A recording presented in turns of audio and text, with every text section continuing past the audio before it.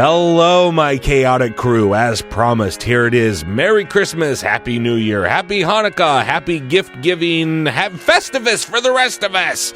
Here is your present from us at Chaotic Amateurs to you, Josh Lorimer. Fantastic interview. One of my favorite conversations I have honestly ever had in my lifetime. I've never really talked to him before. We went back a few times on DM, on Twitter, and email, and this is the conversation.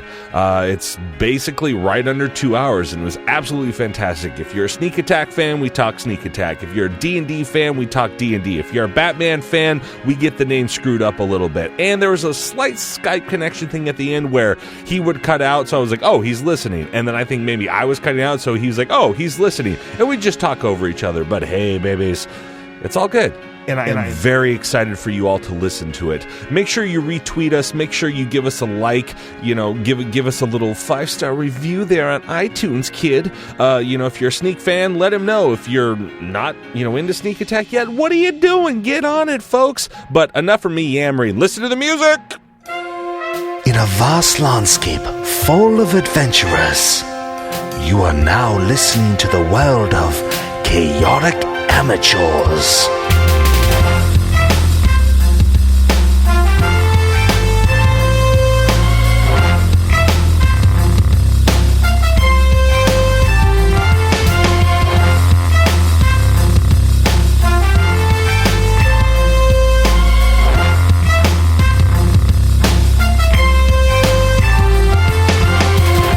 Yeah, dude. Whenever I do impressions or like voices or whatever, there's always like a tick or a hook that gets me in. Like I was learning Stan Lee.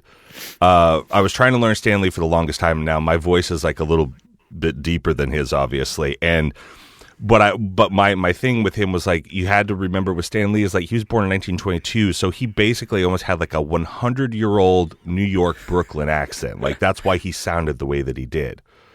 And then his tics for me, like when I would start losing the voice, was to say names of superheroes. So like Spider-Man, like how he says Spider-Man. So he'd be, like, hello, true believers, Stan Lee here. Oh, with all of your favorite pals like Spider-Man, Iron Man, the Incredible Hulk. Like when he'd start like listing. Yeah. No, that's great. I have we played I think it was a PlayStation game. It might have been a PlayStation 2 Spider-Man game that Stan Lee narrated. Yeah. And the intro of that just as a kid just locked Stan Lee's voice into my brain. So yeah, I can hear it when you do a good impression. Thanks, man. Did you ever watch those Iron Man cartoons like in the 90s on Saturday mornings that were like narrated? He always had like the little circle pop-up window, he's like, yes. Uh-oh. Looks like Tony Stark is getting into the business or whatever it is that he would say. Yep. Yeah, I bet if you like pitch shifted your voice just a tad, you know what I mean? Yeah. You'd probably be like dead on. Yeah. Yeah. But that's a great even if you don't do a Stan Lee impression, that's just a great voice to have on lock. Like that's such a iconic creative. That's one of my favorite things. Like for example, like we don't say the god's name right, but one of our players in our campaign, it's like he's like a halfling death god. It's like Urulagon, or like I don't know how you actually say it, but it's like it's like a UROLO. It's like a Urulagon. Is that a Forgotten Realms god? I'm not sure. I think it's like this guy actually knows what he's doing. So like I'm sure he knew how to deep dive, but it's like a halfling death god or something like that. Okay, and so like.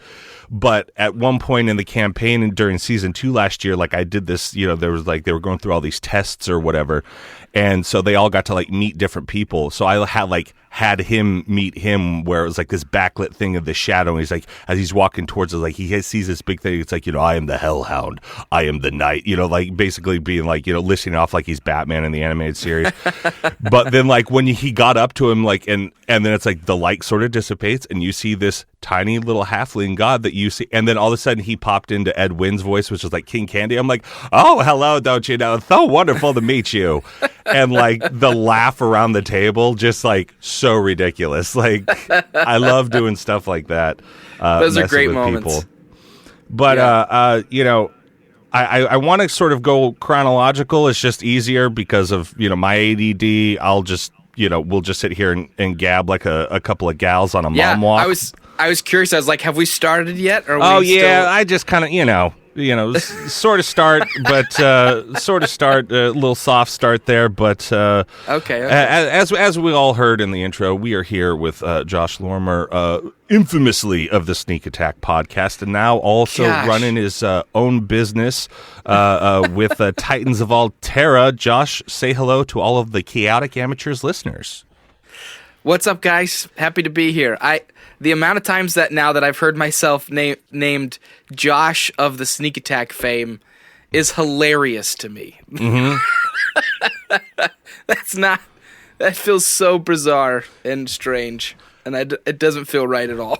Yeah, I would imagine like it is a weird thing because I want to definitely sort of get into it.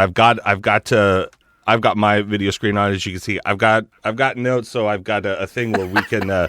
So I keep myself on track because, like I said, I'll just sit there and talk to you all day, and we'll get nothing done. We'll just sit there and like trade stories and giggle. I could do this all day. I love just sitting and chatting. Oh, cool. Especially about D&D and gaming. It's better for me to have these conversations than ruin my marriage by only ever talking about nerdy stuff and gaming with my wife. So yeah, I think I remember that like early on in Sneak Attack, like you guys had you would say that like your brain just you would discuss things with Kelsey, and Kelsey would just be like, well, no, this is what Brenda's going to do. And you're like, oh, interesting. You're like, but what if I did this? Or she was talking about like, you would let her read over your messages that you sent out to people to make sure they're all good. And yeah. You know what's so funny is that like, with your show, and I'm already breaking my notes, but who cares? But is that like I found it at like episode 24. And it was Sneak Attack. Yeah, Sneak Attack. Sorry. Sneak Attack. I found it at like episode 24, and that's when it was the latest episode. And right on. So you're like an early adopter. Fairly, but like one of the guys that we play with, his name is Caleb. Shout out to Caleb. And he's like, I think you would like this, and I'll get more into that once we get back to it. I want to head back to it, but what I'm interested in is like the origin of, and some of these questions I'm sure you've heard before, maybe you've talked about like on the YouTube stuff that you guys put out when it's like the group and all that sort of thing. But, these are just thoughts that I've kind of always had. But like, what is the age where you kind of realize this idea of fantasy world? Doesn't necessarily have to be D&D, could be a different type of board game, card game, whatever it is, like where the first person that introduces it to you, like how old were you like when that sort of thing happened? Oh man, I gotta dig back. I mean, like I grew up with like, if we're going like strictly like anything fantasy, like I had like there was Pete's Dragon. Sure. Like I loved. Oh my gosh. Okay. One of my favorite TV shows when I was a kid was Gargoyles. Oh, dude. So good. It was just that show. I feel like it didn't live in the right era. Like if it would have been made like later, because fantasy wasn't as like predominant in the 90s, Yeah, but it was made by the people mainstream. Who did Batman the Animated Series. Like that's why I'm pretty sure they drew it on black paper to help give it that dark. Yeah, same thing with Batman. Look. Mm-hmm. Yeah, and so the voice of was it Goliath? That was Goliath. Oh my gosh, I loved Goliath, and I loved all the gargoyles, but I loved the narration and the history and the lore and the rules around how gargoyles worked, and so I adopted fantasy as like my favorite genre real early as a kid. So that's always been there's something so I have always loved how in fantasy I almost feel like it's easier to see myself in fantasy. Mm-hmm.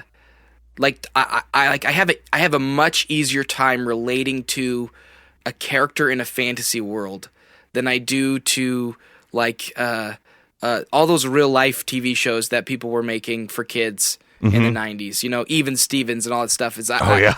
Like, you know, there was just a lot of great shows and cartoons about kids in real life and dealing with, you know, school and parents and siblings and, you know what I mean? And I like a girl, whoa, you know, and it was just all that weird marketing stuff to kids, except for Recess.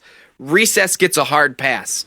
That show that cartoon was as close to fantasy as a slice of life kid cartoon can be. So I loved Recess. That was a great show. But yeah, man, for some reason, little Josh with just a brain that wouldn't quit, I loved fantasy like real early on. It's where I connected, I guess. And I think a lot of the lessons I've learned about life, about leadership, about how to be a good human in the world came from a lot of the fantasy content I consume. Of course, came from my parents and a good upbringing. But no. Let's be real. It was all the D&D and all the. But you know what? I didn't get into D&D. I grew up with very not like insanely Judeo-Christian values, but really solid Judeo-Christian. I grew up Christian, and so I was going to ask was because how old are you? 29. Okay, so we're about 10 years apart. Like I'm 37, but like so I was born in 81, but I definitely grew up in the era of the Satanic Panic. D&D is the devil, and also you can't watch The Simpsons because this little boy calls his first name by his parents and curses. Yeah. See, so like, and here's kind of this is a good definition of kind of the line that my parents like sat on when we were growing up is they were never insanely like restrictive. Like I had some friends growing up whose parents wouldn't let them watch who are the little blue people? What was that show? Smurfs? That cartoon? Smurfs. They weren't allowed to watch Smurfs because Gargamel was a warlock. And so like that was kind of so that there were some parents that felt that strongly. My parents, what they would do is they would go like, here's the thing. Here's what here's some, they would literally hand us like a research article that someone published about what this guy was saying, how, you know, with like Pokemon, how they're like demons and da-da-da-da, and it's like monsters, blah, blah. But then they would say like, it's up to, you guys can read that article and you can inform your own opinion. You can decide whether or not you're going to participate or, you know what I mean? Or accept the what the article is saying. So we never had it like kind of that kind of stuff forced down our throats, but we were always given the ability to read and to discern for ourselves. And so, yeah. So like, I didn't play D&D as a kid because it had such a negative connotation to it that I just didn't touch it. Sure. And then it was as an adult, I guess a young adult, would it be like 5 or 6 years ago now? I mean, I've always loved tabletop games. That's something I've been doing. I'm playing tabletop games for years. And what was the first one you played? My first tabletop game? Yeah, do you think? I would say I grew up like playing like Candyland or Chutes and Ladders or whatever. But when it comes to like what I would define as like an actual like tabletop game, like something that's a real game, not like something marketed for kids that's just kind of goofy. But when I was like I think 17 or 18, I played Settlers of Catan for the first time. Oh, right. And that's when before then, board games to me were like Monopoly and the Game of Life. You know what I mean? Really, really like boring Walmart games. And so, so I got super into Settlers of Catan, and then I was like, is there more games like this out there? And oh my gosh, doors were opened wide. Like I didn't realize how much there was. And so now we own dozens of board games of all different kind of eclectic styles and types. You guys have talked about that. Yeah, which I think is cool. Also, I got to say, like I was going back. Usually, like if people have like, certain podcasts have video streams or like, and I was like, man, I haven't checked on your guys' like, the Patreon things you release like the month later or whatever. And I realized I hadn't watched you guys in like probably Sneak Attacks at least in like 4 months or something like that. So yeah, I was watching the one the other day as I was falling asleep, but I did get to the part where you were talking about how you had, and this piqued my interest, you had just gotten the Black Lion and now you had all the lions for Voltron. Well, I got the Black Lion first. Oh, okay. And then I promptly lost the Black Lion. Somewhere in the attic, and then I got all the other lions. Okay. And so, yeah, they're all sitting over there. Is it the original like the 80s lions? No, Oh. it's the new cartoon. Gotcha. Here's on my Amazon wish list that I send to all my family. Mm-hmm. There is the old school 80s Voltron lions, because those are awesome in their own right. But my fifth Christmas, that was my Santa gift. My mom, no way, and dad went around to, because I loved that cartoon as a kid. I was there for the first iteration of it. Dude, and I loved it so much. And I remember my mom telling me after I was told that Santa wasn't real. She's like, I remember that. It wasn't like directly after. She's like, Santa's not real. Also, here's this story. But it was. She just was reminiscing the one time because that was a very cool Christmas, and she's like, I drove around for a month and a half to every store I could.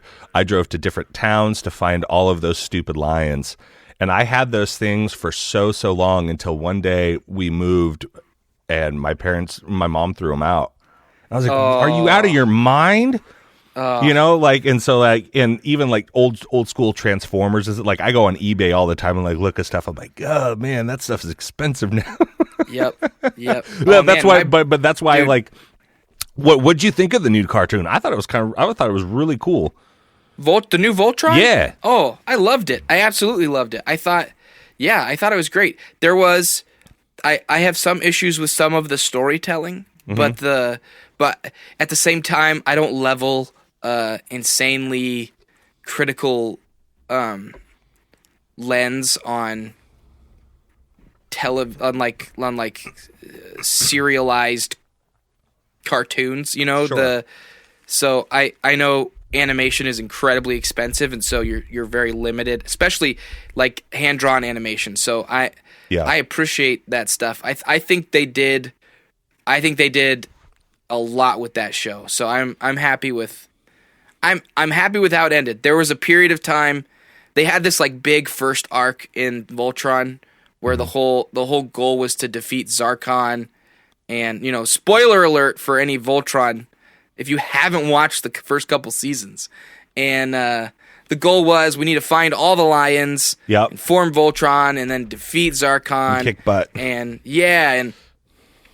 the the real fun of Voltron is every episode they're going to form Voltron, they're going to fight a monster, and I always loved that. But to me, the most fun part of that entire show was finding the lions. Was incredibly fun, and the kind of dynamics, the different dynamics of each lion, how the characters, the what do they call them? The personalities of them meeting, like, and kind of like forming with the lions. Yeah, and stuff. they had to kind of bond with the lion and actually like the decisions they made as a hero directly affected how their lion treated them and responded to them. Yeah. So and we didn't go a lot deeper into that. Like, they explored it in those first couple seasons, but you didn't get a lot of the relationship between the lion and the what were they, paladin? In the later seasons. And once they defeated Zarkon, it kind of felt like the showrunners didn't know what to do for a little while. Like, we had a couple different like plot lines that like started and had a lot of build up, like, oh, this is going to be a thing, and it's like, oh, actually it's not a thing, and then oh, it looks like this is going to be a thing, and I guess it's not a thing. It was there was just some of that was a little annoying, but eventually I felt like they got their feet underneath them again, and the story picks up in some of the later seasons and feels a lot more engaging. Yeah. I like that whole dynamic, especially the learning of like we had I did something in season 2 of our show last season where one of our dwarf, who I think, and I mean this in the best possible way, I think the people who choose to play dwarves in the way that like you kind of play Grey, because our guy is kind of similar. I think that's just kind of like inherently their personality, because like sometimes like he does like a little bit more like he just does like a gruffer kind of like Batman sort of like thing for his but like but like sometimes like I sit there and I go like, is this him or is this Rhett, my player, or is this Durock? Like, and I'm like, and because I know him, becomes another person. Yeah, it's like I know him outside of, and like some of the stuff he'll say to me, because like he's also a musician, and so it's like we. Oh, nice. Yeah, we get together and we're working on some stuff for our Patreon that I think is sort of unique to the D&D world. But like, awesome. He'll just say stuff sometimes, and like I'll just look over at him and I'm like, Durock, and he's like, shut up, and I'm like, but man, are you a guy who likes because I found a lot of the stuff you were saying there with Voltron like right up my alley. Like, are you a guy like if there's a series of movies, we'll say 3, so like most recently like the Christopher Nolan Batman movies, like are you a guy that likes, if you got to watch one of them, you'll watch the first one because it's the origin and there's the training montage and there's like him becoming the Thing? You know what? If I've got to watch one of them, I'm gonna watch the one with the Joker. Oh, okay. Is that I forget. Dark Knight Rises. Dark Knight. Yeah. The and it's because that one I felt like had the best characters. Out of all of them, I love Ra's al Ghul. He's a great character, and of course, Liam Neeson's is my dude. Yeah. But the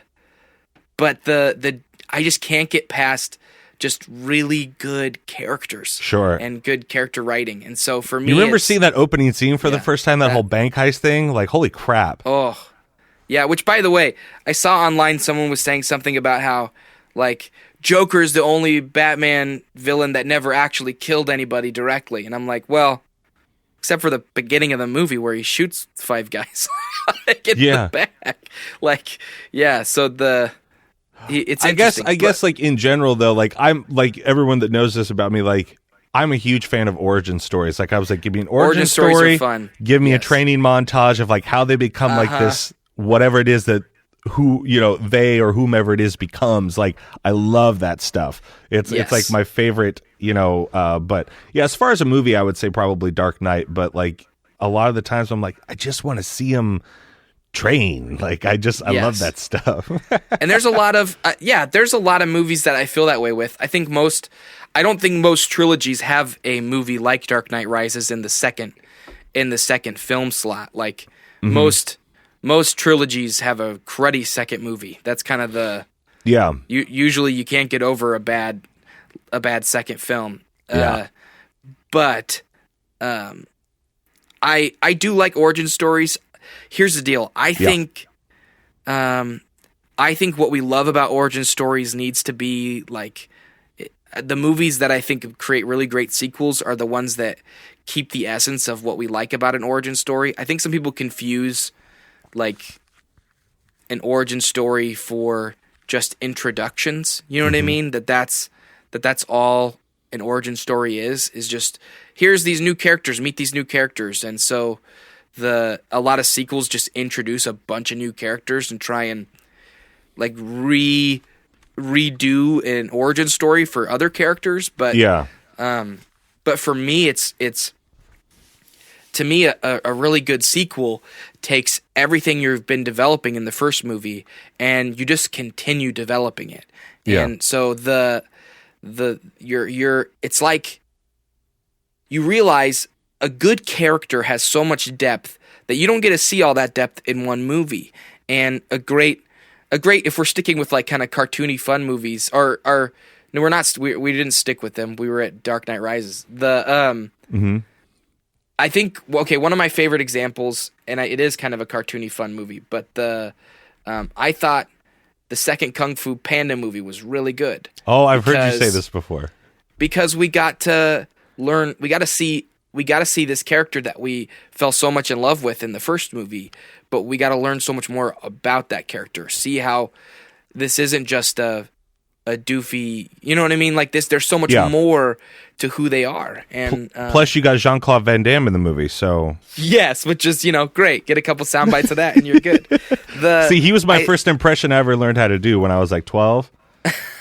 And so, like, anytime, like, I've got all of his movies. Anytime he pops up, like, I'm working on developing like a little show right now called Jean-Claude Van Damme's Cooking Kitchen, and it's going to be like a little 3-swipe 60-second Instagram cooking show where it's like I teach you how to make stuff, but I'm Van Damme the whole time.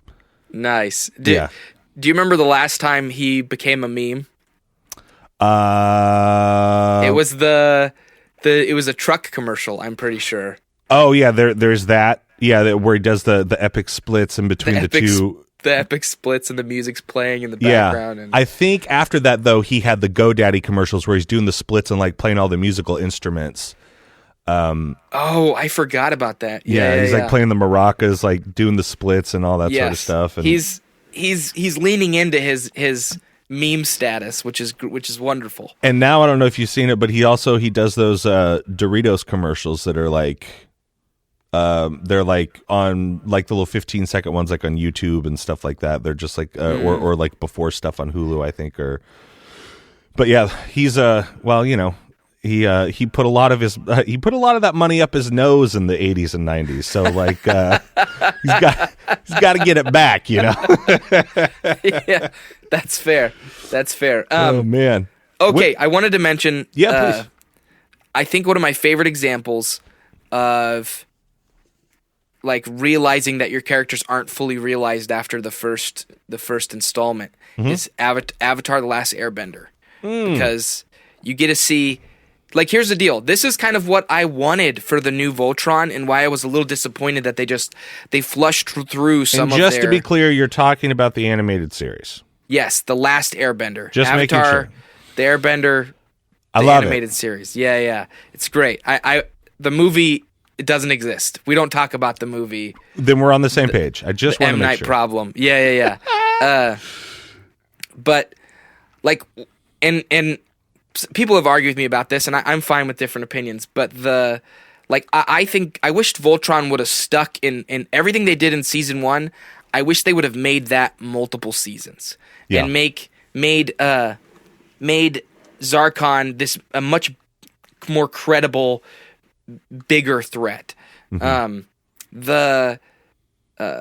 in Avatar: Last Airbender, he doesn't get all the powers he needs to defeat the ultimate villain till the final season. Like, and even then it's like in the back half of it. Yeah, the whole entire series is them trying to collect all the things that they need to win. And so I wish they would have merged that a little bit, because when you think about it, one of the reasons there's so much love for The Last Airbender, the animated series, is because the entire series is an origin story. Like, they didn't blow the origin story on the first season. It's like 90 or 100 episodes or something like, right? And it's when you realize like that characters don't ever fully actualize. Like real 3-dimensional characters are always evolving and learning about who they are, because that's what we as people are doing. And so when you realize that, and you don't have to land your characters at the end of a season in a place that's nice and quaint and makes sense, that there can be levels of who they are that are never fully explored. I think that's what I love about origin stories, is that you're constantly just learning more about who this character is. So I realize I'm repeating myself a little bit. No, it's all good. Like I kind of did something, you know, similar with our show this season, like where I got them to a certain point and I gave them like this mission, but then they time traveled and they went back to another point that was like this thing that they'd been hearing about. And like they went, and then I said, okay. And I kept saying this phrase whenever I would talk about like, you know, this battle that happened on this day. I was like, there's a bright flash of light from the south, and then all this other stuff happened.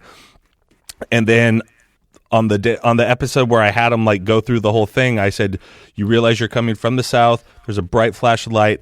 And then it's like, they're like, oh my God. And then like afterwards they go, did you have this plan since the beginning? I was like, yeah. And this was like 20 episodes in or something like that, you know, and they're like, oh, that's wow. Awesome.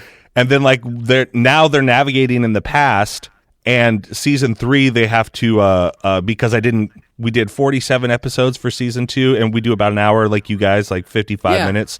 Yeah. And I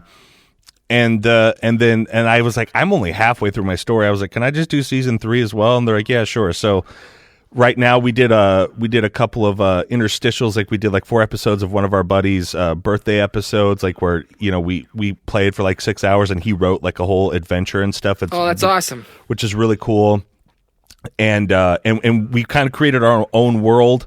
It's actually a very Voltron sounding world. I named it Dawania. And nice. And there's like this landmass that we happened upon in the first season, and so he brought us back there. And he's like, I was like, let's just expand our world. And now in season 3, we're doing this thing right now, like our pirate wizard guy, half-elf pirate wizard guy. I had him such a D&D character, right? Yeah, I had him send himself on a quest, because it was something that he and I had recorded, like this 4-episode solo sort of origin thing for his character. So I made it that he sent himself, future him sent past self on this thing to make him become a better person, because that's what ends up happening in those episodes, basically. And now those episodes after season 2, after he's already sent himself on the mission, now those are airing. When was like the first time you wanted to like start creating a world for yourself, whether it be with a board game or just, you know? Oh man. All that sort of stuff, like I didn't start like world crafting till I got more into D&D. Oh no, that's not true. I when I was in high school, I started a book, quote unquote. I don't think I ever wrote more than 10,000 words, but that's a lot. But I wanted to do as a guy who does voiceover, I know that's at least like anywhere from 8 to 10 pages, depending on the font. Like that's a lot. Yeah, but that's not a lot. Like 10,000 is not a lot. I like and it was drawn over like the course of like a couple years. Just as a high schooler, I was, and it's notes and notes of pages, nothing like really really well written at all. Mm-hmm. But it was like a post-apocalyptic world where. Nice. There was this big giant monster that would like attack these villages, and this kid's parents are killed, and so he has to avenge them, and he ends up meeting these different characters, and you know, they're all different, but different martial arts abilities, and so that was my whole it was everything you'd think a high schooler who doesn't know what he's doing would write. The you know, Batman origin story and all of that. So that was like, I've never enjoyed writing, but I love having written. Does that make sense? Yep. I feel the exact same way. And I love tweaking what I've written. So like once I've written like 12 pages, I love going back and reading it and then tweaking stuff and going, that paragraph filled, let's delete that and do something else, or I could say that in less words, or I enjoy the process of editing, probably because I'm just, that's my training is as an editor for like video content and audio. So when it comes to doing that with text, it kind of feels natural, but the process of writing is difficult. But I've always enjoyed telling stories, and so telling fantasy stories has always been really fun. Yeah, I didn't start like fully world crafting till D&D though, till I got into like doing DMing for the first time. Yeah. Yeah. And that was you said you were around like 24, 25 when that first started happening? Yeah, the first time. Okay, let me think here, cuz I DM'd a game with Reed and a couple other friends for like almost 2 years before we launched Sneak Attack. So I DM'd that game. Yeah, that had to have been like 2016, 2013, 2014 ish. Yeah, maybe a little bit of 2015. Yeah, so that's 3 years ago. Yeah, I was like 20, 26, 27. That's awesome. 20, 25. Yeah. Yeah. That was the first time I built the whole world. I went on Photoshop and made a big map, and because I didn't really know how else to like worldcraft, I just made one giant island with everything on it, and so sure. It's just this monster of a landmass, guys. With all the races and all the people on this one island. Yeah. So, yeah, that was the first world I built, and I learned a lot from that game and DMing for those couple years, and it's really fun. And there's definitely stuff I've drawn from those 2 years that I'm putting into the Titans of Altera, and there's elements of that I put into my character Grayek on Sneak Attack, and so I love because I think you had said before that you had played Grayek in a couple different iterations or something like that before. Yes, yeah. There were two fully realized Grayeks that I played in 4th edition. Not fully realized, just two fully, like I made a character sheet for 2 different Grayeks, and then to the bane of my podcast mates realization, I was just gonna play Grayek again. So yeah. Well, hey man, he's a strong character. Like, I mean, there's a reason, like, because like now getting back into it, this is where we're at, kind of like in the timeline of the conversation, with Sneak Attack, and then I want to talk a little bit about Patreon and some tech stuff and that sort of stuff, because I know I'm a gear person because that's my job, and then we want to get into Titans, obviously, but like with Sneak Attack. Like I said, like I hit it about episode 24 because Caleb, I had never played before. Okay. I didn't play at all. I was 36 years old, and I do stand up. I do improv. Down at the comedy theater here in town, and my buddy Caleb was like, "Hey, do you ever play D&D or do you?" And I was like, no, nerd. Like, of course not. Like, and like, because like the kids that played at my high school, I was just always like, they always just rubbed me the wrong way, personality wise. And like, and he goes, well, I think you would actually like this podcast called Sneak Attack. And he's like, it's fairly new. The audio quality is good.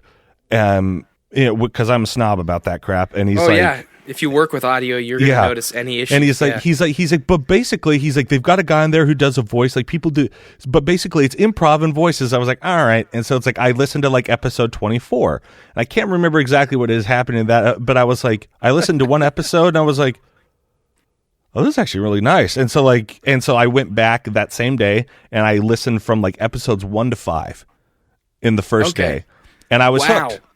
Dude. And then it's like I got up to the point where you guys were like, by the time I had caught back up or whatever. See, that's the thing. Like, for those listening, I do voiceovers from home, so I've got a lot of spare time on my hands.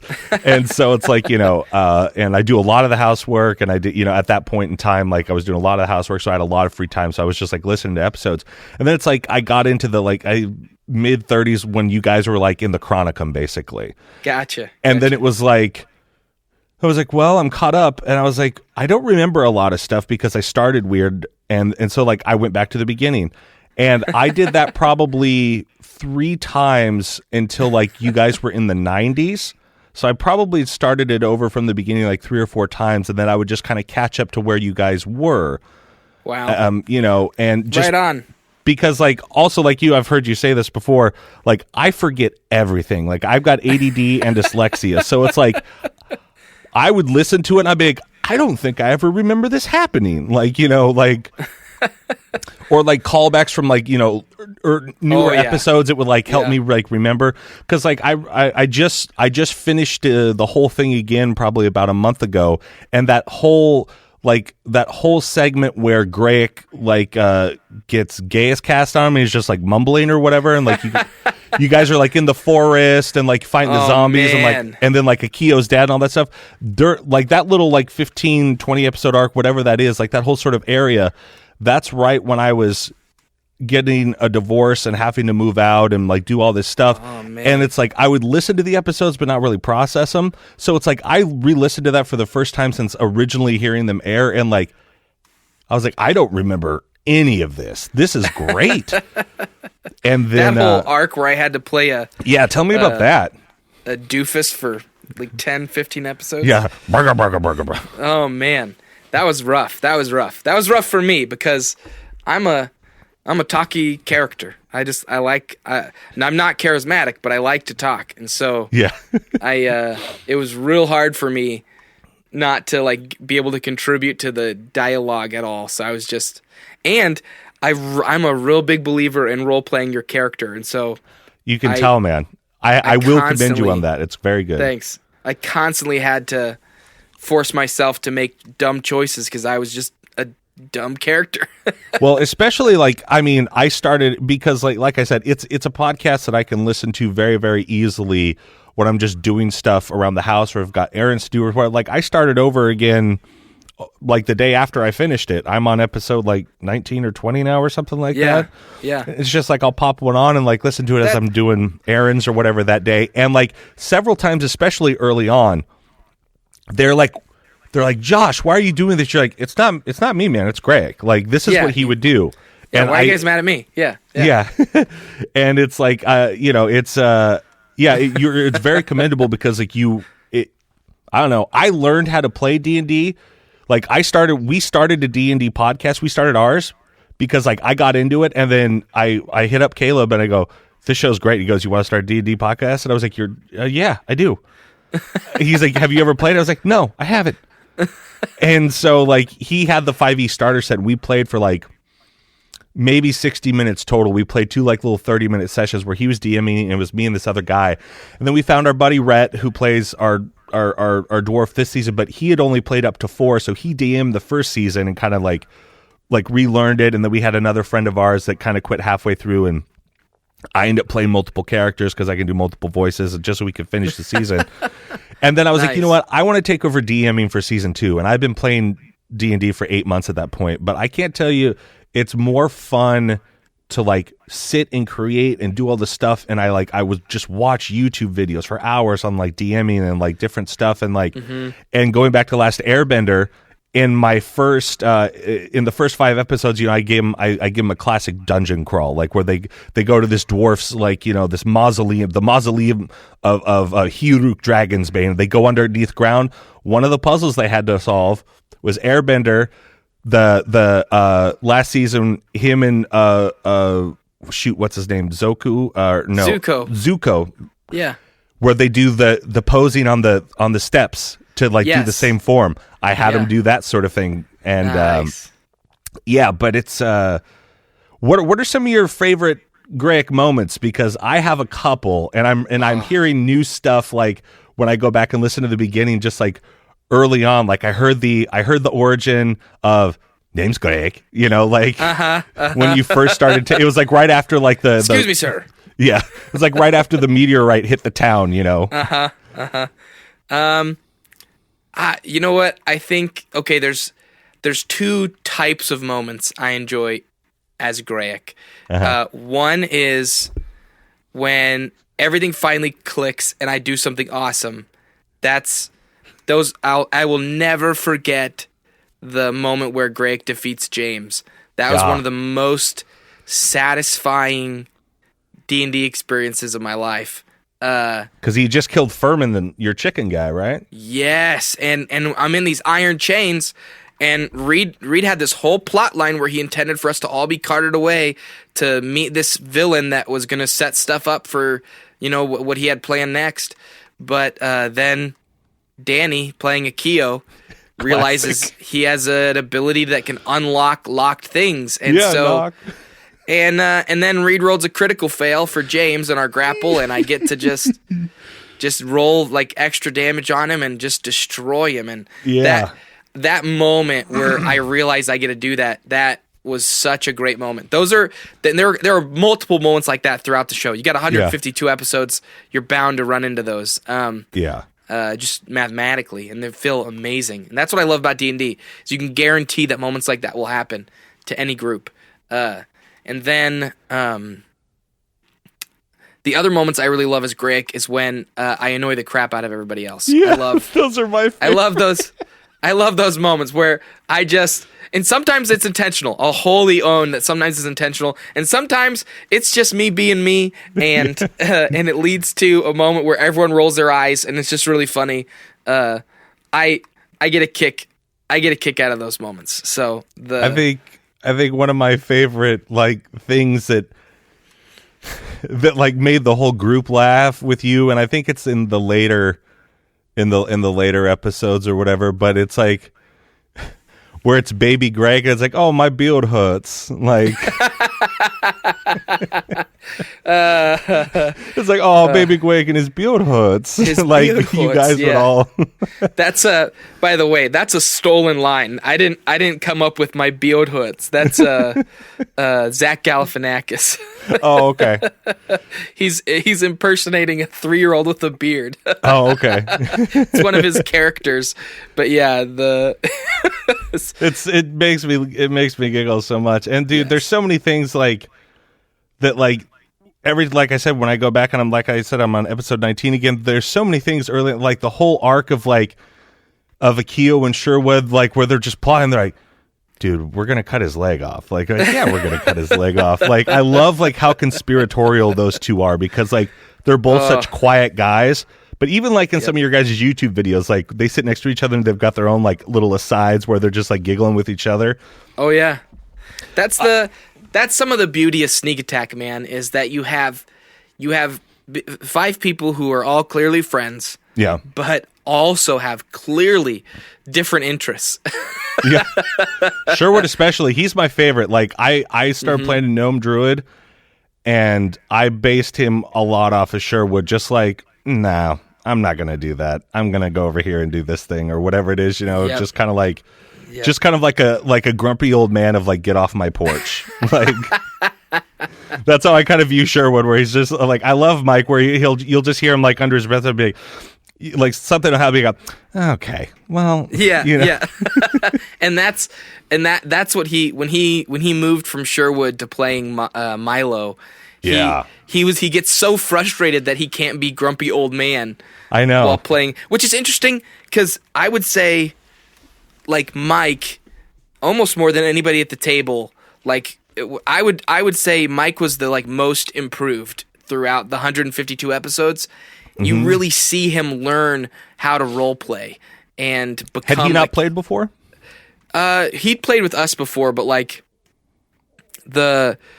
he played with Reed DM'd a game for about a year, and that was the first game I'd ever played. Is the first game Mike and Danny played, and that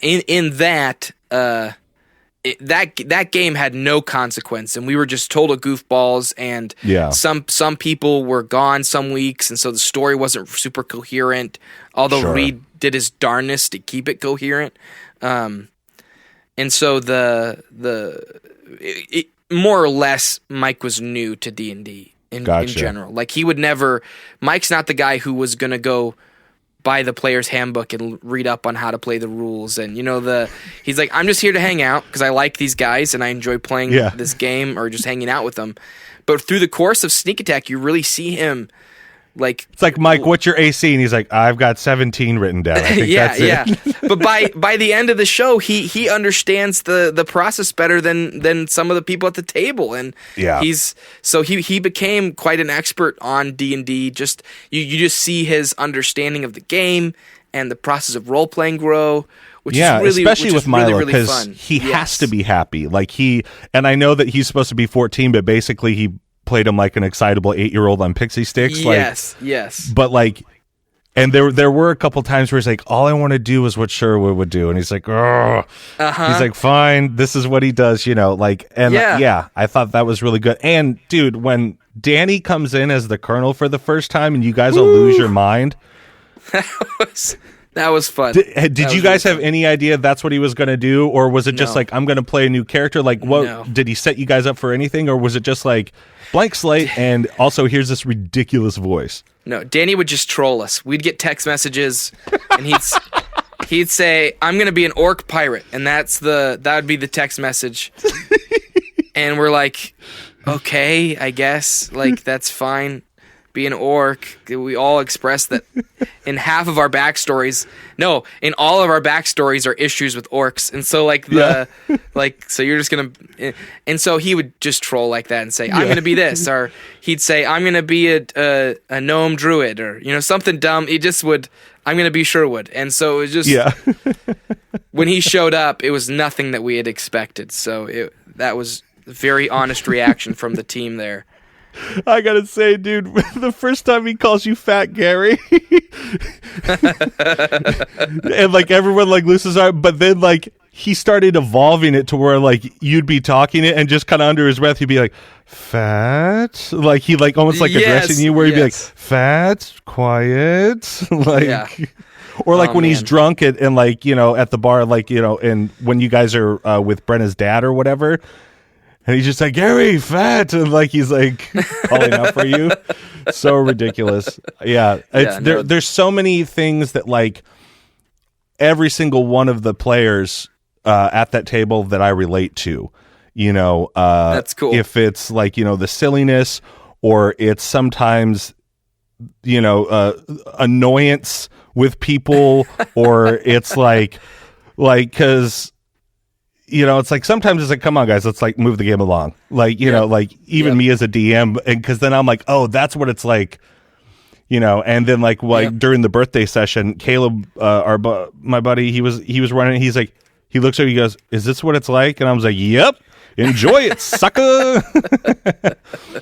Nice. And, do you have a favorite mini arc from Sneak Attack? Like, I tend to write, because we usually play for about 4.5, 5 hours. So we get about 4 episodes out of our one session or whatever. Yeah. And I tend to write in sort of like 4 to 8, episode mini arcs. That's how I do it. Like, do you have a favorite sort of like story arc within like, within Sneak that was like very memorable to you, or you were like, wow, we're really coming up with something crazy here or whatever?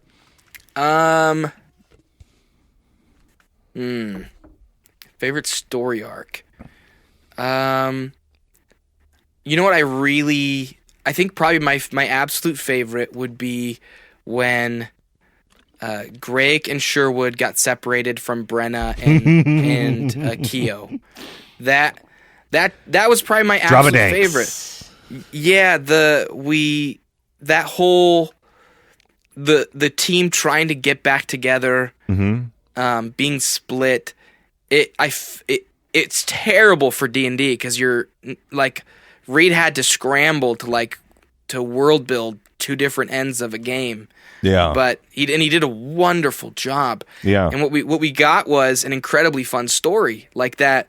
You learn so much more in such a short period of time, and you get to see your characters develop in really unique ways. Because I feel like what would have made sense would be to have Akio and Sherwood split up and Brenna and Greg split up. Because like Akio and Sherwood get each other and they'll goof around together, and Greg and Brenna get each other and they live together, they'll cooperate. And so instead we split it up in a way that created the absolute most tension we possibly could. Like put the least caring character next to the most intensely caring character. Yeah, exactly. And put the most pragmatic, practical character with the most chaotic and indecisive character. Yeah, it's like it's basically put two kids on Ritalin with their parents in like and like off you go, And so we got just a great, some of my favorite moments, the eagle fight, the Drapadanks, there's just a lot of. Because that was like, gosh, that was 10 to 15 episodes. Right? Like, it was a while that you guys were not together. Yeah, it was a decent arc, and it was really fun. And we did that in like a little preemptive version of that in the Halloween episode, the special Halloween episode, where we kind of split the party. And that became a theme with us. Occasionally, we would just split the party. Yeah. 2 people would go this way, 2 people would go that way. and they'd have their own little side adventure. And it's great for character development too, because then those two characters kind of develop a bond, or they don't, and you get to see more. Like I would say in that split, Greg and Sherwood became a lot closer because of their shared adventure, whereas I think Akio and Brenna got worse after that. like Akio was just such a detriment to Brenna, to them accomplishing anything. So it was. I love all that stuff, and I could sit here and talk to you about Sneak Attack for forever because like I said, it was a big mainstay in my life for during my divorce last year. At this time, I moved out at the end of August of last year, and I was in this little 1-bedroom apartment, figuring out what I was going to do until I'm in the place that I am now. And I would just sit there, it's like I would do my voiceover work, but then it was just basically like Eeyore. I would just sit there, or you could go on the roof of this place because it's downtown. It's in an older building, and I would just sit there and just it's not an experience that I thought I would not get to see my kids every day and all that sort of stuff. So I would just sit there and listen to you guys, and I started the thing over, and I just went from the beginning, and then that's when we were sort of finishing up season 1, which was September of 2017, and I was I need something to do. I was I need to DM the second season, and so and that gave me something to do, and it was what made you guys initially start Sneak Attack as a podcast? And then I want to get into Patreon, and then obviously Titans, but what was the impetus? Because when we started ours in we first released in January of 2017, so we were recording in November of 2016. We recorded 10 episodes before we ever released. Yeah. There was I'm obviously off on the figures, but there was maybe 15 D&D podcasts, and 3 or 4 of them had really good sound. Yes. And yours was one of them. Yeah. And that's the reason why we have music and sound effects in our show. It's because that's what you guys did. Also, I noticed you as an editor did the same thing I did, which was you would build an entire world with outside stuff, but as the season or the episodes went along, it just became more about certain sound effects here and some music here when absolutely necessary, because it's a pain in the butt to edit that stuff for hours on end. You know what I mean? I feel you on that, because I was man, he's really been falling off lately. And then 25 episodes in, I was screw this, man, I'm falling off too. Only when necessary.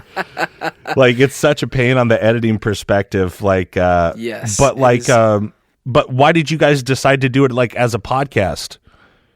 So, Reed had podcasted before.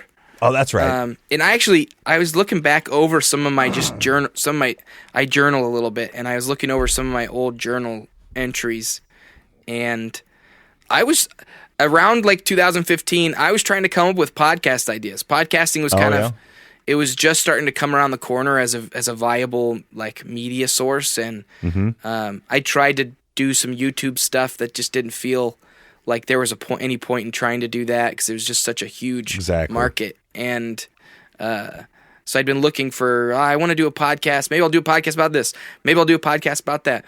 And Reed had been doing a podcast with some buds. It was just kind of your, 4 or 5 dudes just talk about nerdy stuff, which you're trying to figure it out. Reed's podcast, the one he originally did, never really took off the air. So he had all this equipment and gear, and we had, which by the way, I'm not going to say it didn't take off because it wasn't good. They had a lot of different personalities, and it was funny, and so it's just that you getting noticed doing that is insanely difficult. It was insanely difficult in 2015, and it's nigh impossible right now. You got to have a niche, and so we loved playing D&D, and Reed had been talking with Danny, and they said, what if we made a podcast? And Reed came to me and said, what do you think about doing a podcast? And I said, I'd love to do a podcast. I think that'd be a blast. And then Reed and I were sitting there, and we were going, okay, so for sure we're going to have Mike, we're going to have Danny, I'll be a part of it. And I told him, I said, I think we need a girl. I think we need, because it just doesn't feel like, if we're presenting a piece of media for as many people as possible, we need another voice in there that's different than the 4 of us. And Then my wife walked by and I was like, what about Kelsey? And he goes, I think Kelsey would be perfect, but I don't think she'd ever play. So I said, let me pitch it to her. And so I did. And it took some convincing, and it took, like, we played a practice game with her sister and brother-in-law. Yeah. And she was in. I think she kind of, after that one kind of test game, she kind of bought in, and we did kind of a soft test with the entire cast, which to this day I wish we would have recorded. But we didn't, for the sake of not, like, no one feeling put on the spot. So we did that test session, and we noticed immediately that there was this really unique, bitter sweet chemistry between all of us. And so, yeah, man, we recorded the first 2 episodes, then went on vacation, and we're on vacation, and Kelsey and I were vacationing with Reed and his wife, Tiffany, and Reed's looking at his phone, and he looks over at us and goes, we have 500 downloads. Wow. I was like, within the first month, and we were like, what? Like, we're like, what's going on? How do we have 500 downloads? Now, to give some perspective, Sneak Attack probably has close to, if not more than, like 5 million downloads at this point. Yeah. But but we didn't expect anything. You know what I mean? We were hoping for, like, maybe 50, like maybe like 50 to 100 would have been really awesome. Yeah. But then 5 times, like, what we were really hoping for. And then it just grew exponentially. Then within, in the second month that Sneak Attack was out, we got on New and Noteworthy, which, what on earth? Like, how does a D&D podcast get on New and Noteworthy on the front page of iTunes? Like, that was crazy talk. Like, and looking at it today, it's like you look at what's on New and Noteworthy, and it's a bunch of celebrities and TV stars, and you know what I mean? Like, there's it's all like celebrities have figured out that, like, this is where they can make a few extra bucks and also keep themselves in the zeitgeist and that sort of thing. Yeah, and so it is crazy, but I think also, like I said, having done my research and that sort of thing, there was no one like you guys at that time. There was no one like you guys doing, like I said, the music, the sound effects, and like you've talked about, the camaraderie, the silliness. Like, I learned how to DM and how to play by listening to you guys, and also just by being goofy with my friend. Like, I learned how to DM from Reed. Like, if you listen to our show, like, I have a similar sort of style, not quite as refined, because there are times where I was like, man, I could have described that way better, because they ask me questions, and then I get annoyed. I'm like, I'm pretty sure I said this, and I listen back, I'm like, I didn't say it. And but I mean, yeah, I learned how to play, obviously, just by playing with our group, but mainly, I mean, you guys were my example. And right on. That's cool. And it's really cool that like that sort of started happening for you guys, like, and I remember when it happened, and you guys were sort of trepidatious about it. I remember the first time ads came on, you guys were like, oh no, and then I remember at one point it was like someone said something about Patreon, and they're like, no, we're never going to do that. Reed, I think, said, like, we're never going to ask you guys for money. But then maybe 20-ish to 25 episodes later, when did you realize that, like, Sneak Attack, and I say this with all the love that and respect that I know you guys give your fans, that it could be somewhat of a business? Because obviously you guys are getting downloads. You've got the Audible ad, I believe, at that point. Like, when did you realize it could kind of be like, oh, this could be something that, as long as the fans want to pay for it, could make us some money, and then that can give us, you guys got newer mics, you guys got, you were upgrading your gear and that sort of stuff. Like, what was the sort of discussion and like, what was kind of the mentality as far as finally sort of giving into the Patreon sort of idea of it all? So it was different for all of us. I think everyone at the table would say, like, I was the first person that wanted to start monetizing the podcast. Sure. Because I don't hold things very sacredly, and I'm a very aggressive entrepreneurial person, and so I think, part of it was me continually just bringing it up again and again and again at every like kind of meeting we had about the podcast. But also part of it was the growth of other platforms. Like Reed started learning about Twitch and realizing like, man, people are giving money to Twitch streamers. Like he's like, how is that a thing? Why is that a thing? I don't understand it. And because a lot of it was, we're sitting around the table and it didn't make sense to most everybody. Why would anyone give money to a podcast? You know what I mean? Yeah. Why would they do that? They're like, I wouldn't do that. Why would we do that? And so, for me, it was like, it made crystal clear sense. It was, we're producing art. We're creating something in an art form, and they're the same people that show up to cons and will pay $20 or $50 to get a picture taken with a celebrity and an autograph.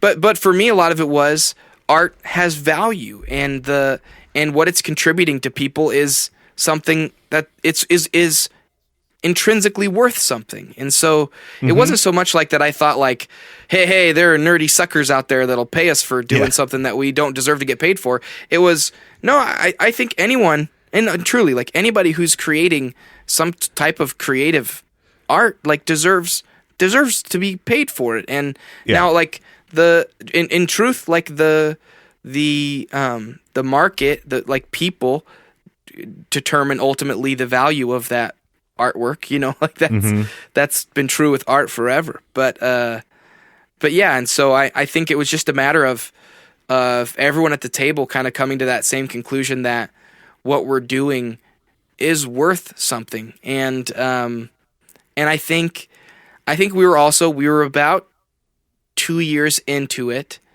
We were about 2.5 years into the podcast, and we were all starting to feel the drain of creating weekly. This is the other thing we were doing that nobody who wasn't doing something full time was doing. Like we were putting out weekly content, and like it's so rare for someone to put out weekly edited, produced content that's not making a full time's worth like money doing it or enough to get by. And we were making nothing. We on a budget of $0, we were putting out weekly content, and that's us, man. And that's dude. That like more power to you. I looking back, I think that's what really set us apart from a lot of what people were doing. Was just how consistent our output was, and that we were outputting quality on a consistent basis.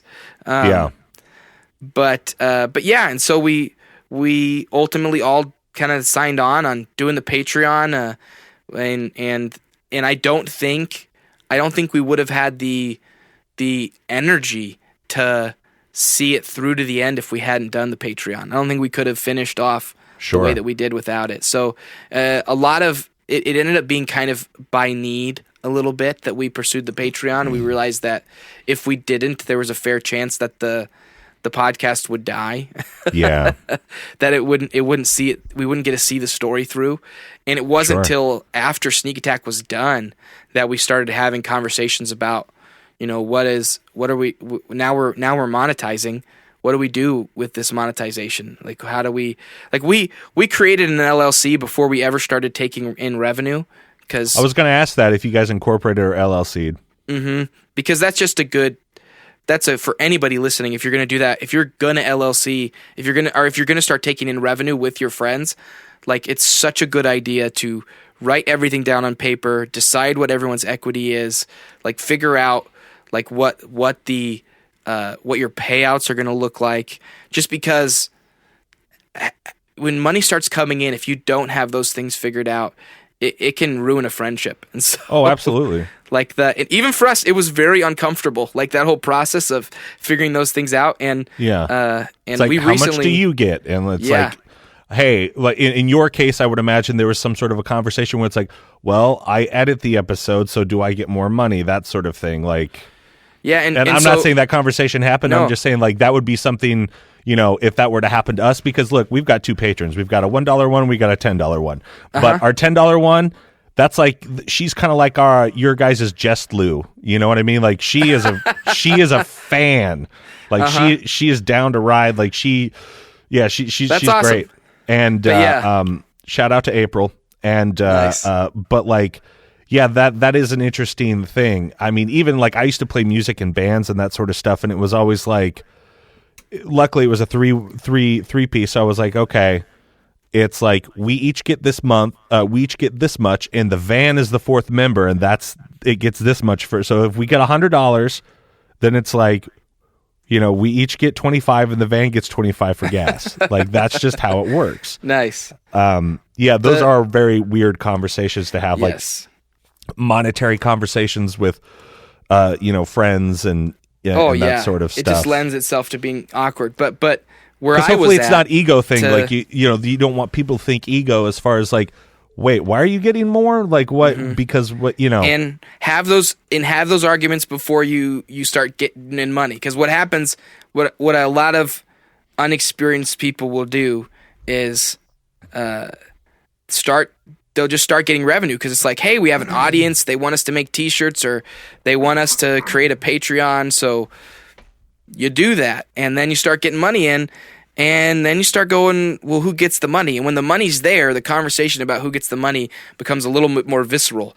And now where I sat when we started having the LLC conversations, I mean, to give a little bit of an example is like I put forward the like $500 to create the LLC without any like certainty of ever getting that money back, and my And my voice in the conversation of what do we do with the revenue was, it should all go to the company and none of us should take a payment from it at all. Okay. I was the I want to build something voice. I don't want to take a paycheck immediately. And but the other, I'm glad that my insane kind of business mind was tempered by the more practical and emotionally aware other members of the group. So we ended up making everything very evenly split amidst everyone, and we all became a lot more invested. And I mean, even if you're just getting like a couple $100 a month or something like that, but you're now getting a couple $100 to like go have fun with your friends. Whereas before, it's got to make sort of juggling the schedules easier and that sort of thing. Like, and I didn't need a lot of compensation to like keep doing what I was doing.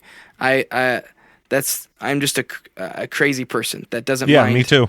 doing that. So so that for me it was a strong bonus. I think it was I think it's what kept some of our players at the table for the last year of the podcast. And sure, but I think more than anything, we all, what I love about the way we did it is we all kept our friendships intact, and the money was never more important than our relationships with one another. So that's good. To me, that's where it ended up really succeeding.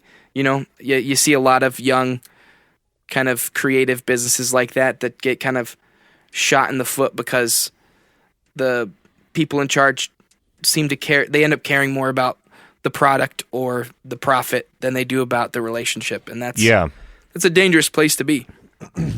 Now, you guys record in GarageBand, right? Yes. Is your mic input? This is just me as a tech person, because I bought one of those like 10 channel dealies, so like everyone has their own channel. Do you guys have something like that?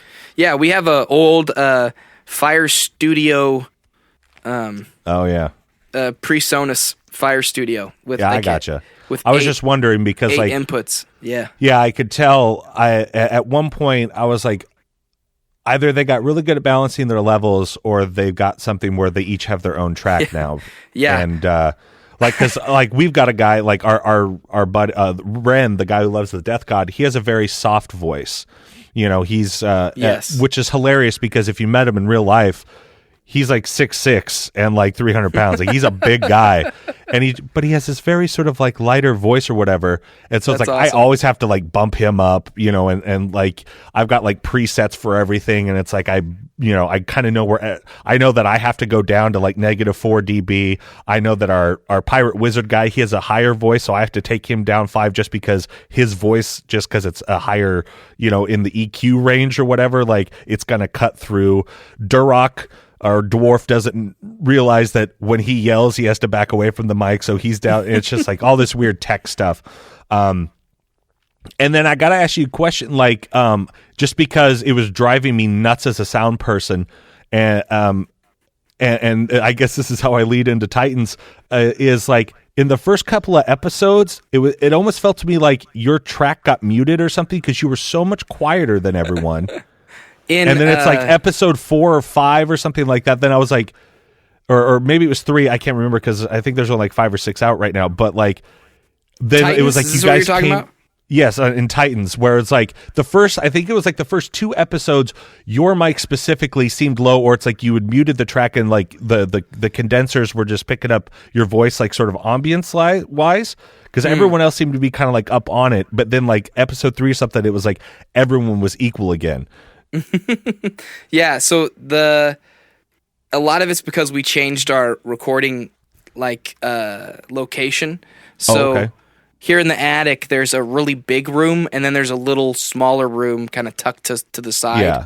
And after the hiatus started with Sneak Attack, I wanted to utilize our attic more, so I moved the recording setup into that little side room and put up some sound foam and set up a little recording setup in the little nook there next to it. So it's a real sweet kind of location, and it really holds sound. So if you're only recording like one microphone, it's really nice because you just have a really clear, full sound from that one microphone. But when you have multiple microphones recording, what ends up happening is your voice on all those other microphones ends up fighting with the voice from the one microphone. Gotcha. So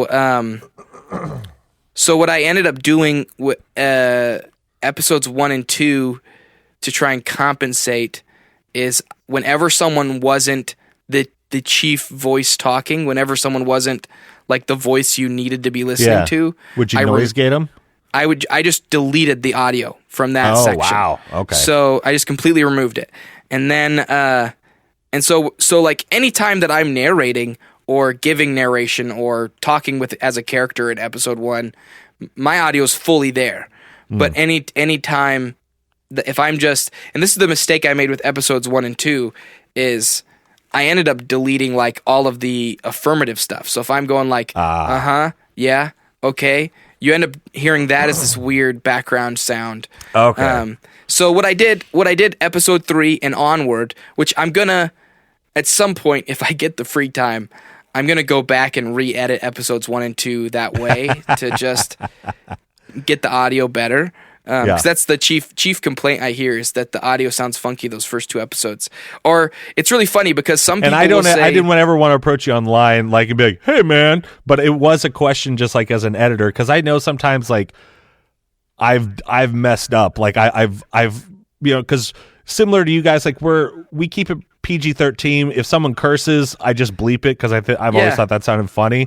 Yeah. But like, we tend not to, it's not too dirty. It's not too, we're not getting to like, scandalous adventures with women and that sort of stuff. You know what I mean? It's not that kind of D&D thing. Like, I like your guys' approach because I think you guys said on one of the mailbags, it's like you would have people that wrote in that's like, I listened to this in the car with my kids or something like that. Like, yeah, all the time. Which I think is great. But yeah, there's definitely been times where I was like, oh crap, I forgot to turn down a music thing and like, to the right level. And like, so you can barely hear us talking over like this, big epic fighting music. So it's like this battle, but it's just like, dun, dun, dun, dun, dun, dun, dun, and then it's like, and then I roll a 2 and you're just like, what's going on? But yeah, I just wondered, like, as a fellow editor and, person who works with audio, like I wondered what the deal was with that. I noticed on the YouTube videos, you guys got some skinny shotgun mics now or something like that for like what kind of mics are those? Those are like video mics. So they're audio. Okay. It's an Audio Technica. I can't remember the technical terms, but it's an Audio Technica like boom microphone.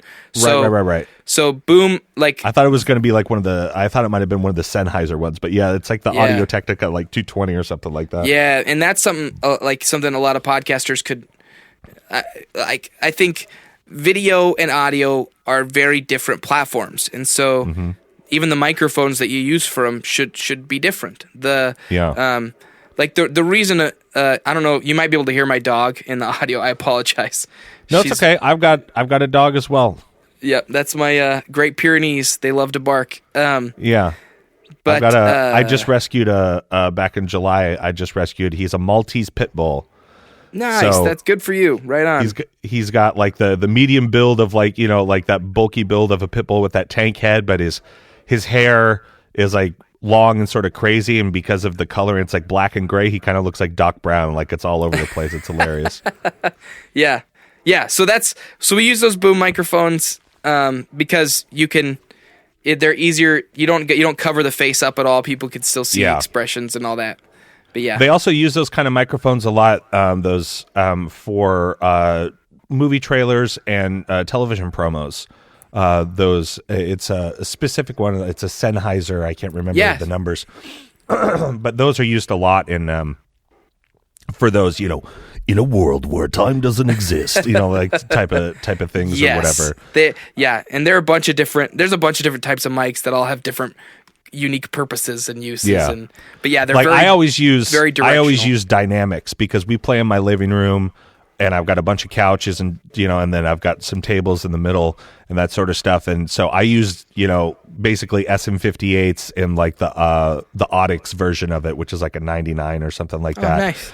And then I use my Shure SM7B for myself. And just because of that bleed over issue, when you get in sort of like a bigger room, and then I noise gate people as well. So it's like, because we have some microphone breathers on my podcast or guys who refuse to because I'll make snacks or food or something. Look away from the microphone. Yeah, and it's like they'll just sit there and like eat on mic or like they'll chew on mic or something like that. I'm like, oh, you jerks. But I want to, as we're rounding third here, as you've been very gracious with your time, I wanted to talk about Titans of Altera because the what made you want to do it? Because like when you guys made that announcement, it was like you and Reed, and I was like, I was coming back from the store, I was like, oh, what's this? Like Sneak Attack Volume 2, but then like you made the announcement, I was like, oh, this is interesting. Like, what made you want to write it, and tell me about your process of creating the world, and like, give me the origin story, Josh. Well, the truth is that I went, let me see here. I left my full-time job in February and became a contract video worker. So I'm basically self-employed. I do some contract video work with a media company here in town, just doing different videos for different businesses and organizations. And then, cool. And what it's allowed me to do is that move allowed me to have a lot more free time to pursue a creative career. And so that's the goal, right? Is to be producing creative content under my own banner and eventually get to the place where that's sustainable. I'm under no illusion that that's a quick something you can create quickly. It took me like 6 years before like every month I was going like, okay, I'm going to be good. Yeah. So I made that move, and over the course of the last, I guess like is it 10 months? I just kept trying new, different creative things, and probably, I mean, and even before the end of Sneak Attack Volume 1, or before I even left my full-time job, I was still writing and creating and envisioning different worlds, and so I tried doing a Twitch stuff, and that never really caught on. I tried because you were doing like model painting and that, or like character paintings and miniatures. That's what I was looking for. I think I tried my hand at that for like 6 months, and then or maybe a little less than that, 5-6 months. I like to say give something 6 months before you quit it. Like that's good. I feel like that's an even shake. I like that you're so arts and crafty, because I'm the same way. Like I made like everyone. I don't know if you can see my video stuff, but like everyone that plays with me, I made them a rolling tray. That's awesome. And I got different felt, and then I put even like on the inside I put felt, so it's like it's pool bumpers and stuff like that. Oh, so it's even a little bit more quiet. And so everyone that they've got their own color. I made like this 6-fold like DM screen where like right now I'm working on I'm sure you've seen the thing online where it's like you put Mod Podge and like wet paper towel over, and then it dries. Yes. And then it's like you use acrylic paint. It looks like an old leather tome. Yeah. I'm working on doing my DM screen that way. I'm getting into map drawing and that sort of stuff now for like different adventures. So it's I'm starting to do all that stuff. And similar to you, like I'm thinking, okay, I just wrote out yesterday what hashtag and what every day I want to post on our Instagram and Twitter, something that's relevant to the day. So Mondays our episodes come out. So I'll do like a little Instagram story and like post like, I do a little screen cap, and I do that on Twitter, post 2 things and be like, okay, that's that day. And then like just make it a little interaction with the fans for, that'll take me less than 10 minutes every single day. Yeah. And get that going. But sorry to interrupt your story. No, you're good. But so you're working on Titans during this whole time when you're kind of trying to, it sounds like, because I do have written down here, working from home indie artist ? And like, because I know you kind of started to say that, and I noticed you started doing more content. So I'm glad that it's starting to work out for you. And yes, and the story behind Titans is something I've been sitting on for like over a year. Mm-hmm. That I worked on it, developed it, and then just sat on it and just decided I want to do this one day, but it has to be the right time with the right people. And I've got like, let me think here, like 2 other like D&D themed podcast ideas, and I'm helping another kid work on a podcast, and so like I've got a lot of different projects that I am working on, but nice. Titans is the one that, to me, where I was like, okay, I said to myself, if we were on hiatus, and I hate hiatus, so I'm like it was nice for like 2 weeks, and then I was like, let's get back to making content, guys. We just had to wait a month because our dwarf went to Europe for all of November. Oh, nice. Yeah, and I was like, so we're recording this Saturday, and I'm like, finally. Yeah, so I love it. I'm addicted to the work, and so so I just want to keep doing it. And it's also was kind of born out of the idea that Sneak Attack, we're moving into space. Which is cool. We're not going to be playing D&D anymore. We're playing a system that Reed is crafting from the ground up, which is awesome. And I listened to that announcement and I watched a YouTube thing. Like, that's super cool. Yes, and it's going to be awesome. I can't wait. I can't wait for us to share his game system, and I can't wait to play it. But I love D&D. I love 5th edition Dungeons and Dragons. So so I liked the idea of still getting to play that, and I saw, like, hey, our audience would probably appreciate some classic fantasy still. You know what I mean? What's it like being like when you do this? You know the numbers you get per episode for Sneak Attack. I think at one point somebody said on the podcast it was like 30,000 or something like that. Like that was like at our peak. Like I would say when we right before the hiatus, we were probably at like I think it's fair to say episodes would get 30,000 over the course of several months. Okay, but like for like a regularly keeping up weekly audience, we were at about 10 to 15,000. Awesome. Yeah. And so, but knowing that you have that, and you guys were talking about on one of the YouTube videos where it's like if you get like, 10% of interaction of your followers, like on a tweet or something like that. I think because Reed was talking about football and he's like, that one guy that liked my stuff. But it's like, what's it like knowing that you're going to do a podcast? Yeah. It's got to be pretty cool because you already kind of know the grind of it and what to do. But what's it like being in the DM seat and knowing that you're already going to have an audience to some extent? Yeah. Like, what is that more stressful for you? Because you're like, what if they don't like my stuff? It's like George McFly, what if they don't like it? I don't know if I could take that kind of rejection. You know what? I didn't. It's so funny. I didn't think we were owed an audience. You know what I mean? My thought was, I'm certain that lots of people will listen to the first episode on the Sneak Attack feed.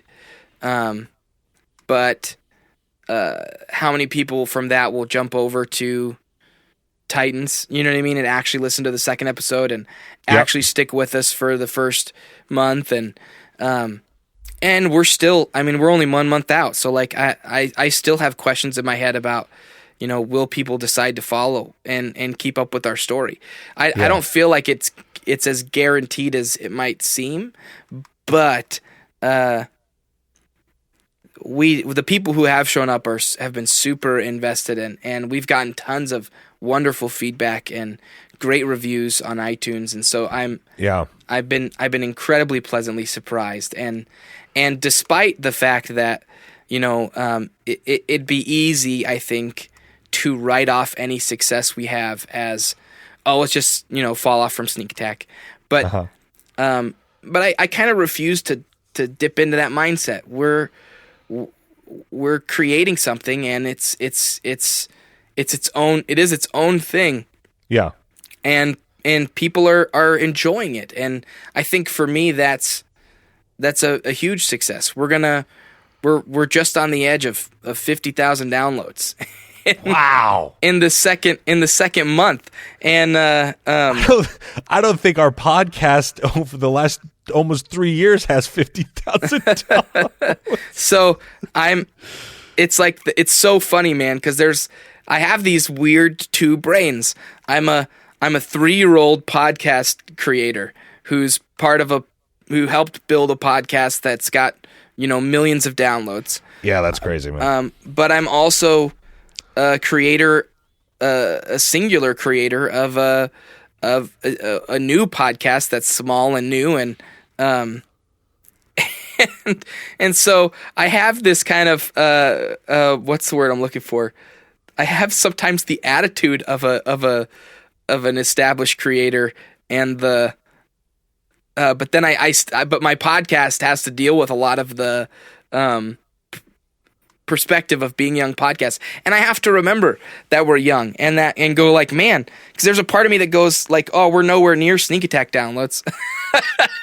Yeah, but then you have to look at the perspective of my show gets maybe 250 an episode, 250, which is awesome. Like, you should, which is cool. Never feel bad about that. That's a great audience. Yeah, I like creating because eventually there'll be a tipping point for some reason or whatever, but I'm just saying, like, for you to be like, I think you're 7 episodes in and be like, and we've hit like 50,000. I'm just like, oh, don't talk to me about being a young podcast, young Lorimer, you son of a gun. No, I'm incredibly grateful, and and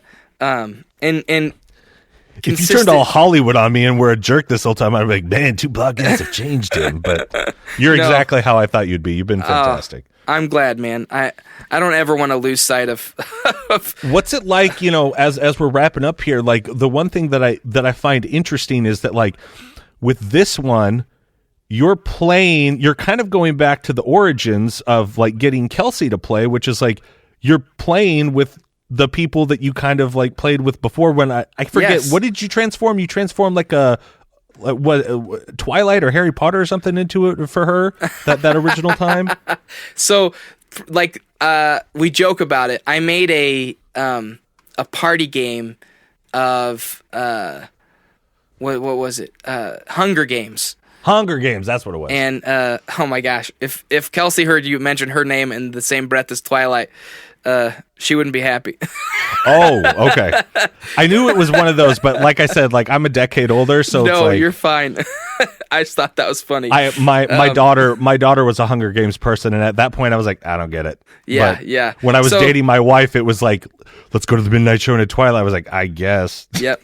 After I developed that game, and we had like 30 people at the party, and everybody loved it. Mm-hmm. People still talk about it to this day. And so I think the amount of work and effort I put behind that little tiny party kind of role-playing game, mm-hmm. And I contextualize it for her, saying, this is a role-playing game. Like, it's the most basic, but it's a role-playing game. And that got her to kind of say yes to sitting down with Reed and her sister and brother-in-law, playing a D&D game. And that was so much fun. We all laughed. We played for like 4 hours. It was just a blast. And so, we are kind of going back to Kelsey's roots. And I would say, in a lot of ways, one of the reasons why I think Titans has been such a great show so far is that there's a lot of just natural chemistry. It's different than Sneak Those Attack. are the people you see at holidays. Like, you already have that chemistry. It's different than Sneak Attack in the sense that I don't think there's really any bittersweetness. It's just it's all sweetness and the and I think a lot of fun. You know what I mean? It's a lot of goofiness. I think as a dungeon master, I bring the most bitterness to the show. You got to, man. You gotta slap those kids down and be like, nope. Yep, I create a lot of tension. I'm giving them a lot of difficult circumstances, and because they all work together quite cooperatively, which is something that Sneak Attack doesn't have, and so which is one of the, I think, really charming aspects of Sneak Attack. So for me, it's been really fun to go, okay, like we're similar to Sneak Attack in the sense that everyone at the table cares about each other, and we're all friends, and we all care about the content that's being made, and we have chemistry, and we like to goof around. The way that I see a lot of differences is that, like, 4 of the 5 people at the table are married to each other, and and my brother and I, he's my closest friend, so we have this insanely, and probably who you kind of started obviously playing games with. Yeah. So there's there's just years of history at the table there, and so it's a completely different dynamic, but with, I think, a lot of the same essence that makes Sneak Attack so great. So I wanted to grab from Sneak Attack what I felt like was really good, and not lose that. So I while we're a different podcast with a different dungeon master, a different story, and of course now with Volume 2 happening, where it's going to be a different game system.